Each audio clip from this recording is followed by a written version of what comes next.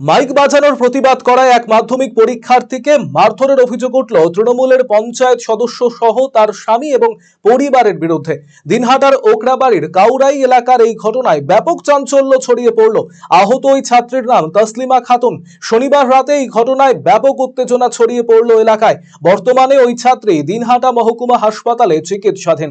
এই ঘটনায় অভিযোগের তীর উঠেছে পিঙ্কু খন্দকার নামে তৃণমূলের এক পঞ্চায়েত সদস্যের স্বামীর বিরুদ্ধে। ছাত্রীর অভিযোগ, ওই তৃণমূল পঞ্চায়েত সদস্যের স্বামী উচ্চস্বরে মাইক বাজাচ্ছিল। প্রতিবাদ করায় তাকে মারধর করে পঞ্চায়েত সদস্যের পরিবারের লোকেরা। পঞ্চায়েত সদস্যের স্বামী ধারালো অস্ত্র নিয়ে আসে ওই ছাত্রীকে মারার জন্য।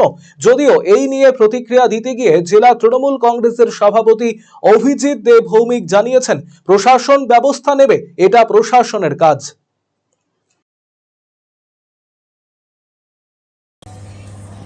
আমার মাধ্যমিক পরীক্ষা চলছে, ওরা আমার পরীক্ষা খারাপ করার জন্য ড্যাক নিয়ে এসে বাজায় প্রতিদিন রাত 12টা অবধি বাজায়। কারা বাজায়? আমার বাড়ির পাশের লোক। ওরা কি করে? ওরা চাই যে আমার পরীক্ষা যেন খারাপ হয়। তারপরে কি করছে?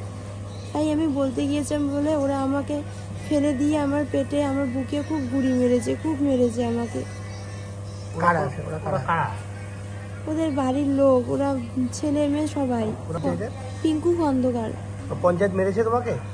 না, পঞ্চায়েত মারেনি, কিন্তু ছুরি নিয়ে এসেছে আমাকে, সবাই ঘরে লুকিয়ে ধুয়েছে, নয়তো ওরা ছুরি দিয়ে আমাকে মারতো। কে পঞ্চায়েত এসেছিল? হ্যাঁ। কোন দলের পঞ্চায়েত? তৃণমূলের পঞ্চায়েত। ওনাকে মানা করতে গেছে যে আমার পড়াশোনা নষ্ট হয়, আপনারা এইরকম করে ড্যাক বাজাইছেন, তার ড্যাকটা বন্ধ করো, আমার রাতের 12টা অবধি ড্যাক বাজান, আমার পড়াশোনায় ক্ষতি হয়, এইরকম করে বলছে। দেখি ওরা ড্যাক ফেলে দিয়ে আমার বাচ্চাটা বুকে টুকে বুড়ি টুড়ি আমার বাচ্চাটাকে অসুস্থ করে দিয়েছে। তাহলে কি আমার বাচ্চাটা ভবিষ্যতে দাঁড়াবে না? এখন যে ওই বাড়ির লোকে, আমার বাড়ির পাশের লোকে এইরকম করে। কি নাম তাদের? ওই যে তারপরে পঞ্চায়েত, ওই বাড়ির লোক, ওই পঞ্চায়েত ছোড়া ধরিয়েছি আমার বাচ্চাটাগুলো জব করে ভবিষ্যতে বলে দাঁড়বার দিবে না, মারি ফেলায় বলে এইরকম করছে। পঞ্চায়েতের নাম কি?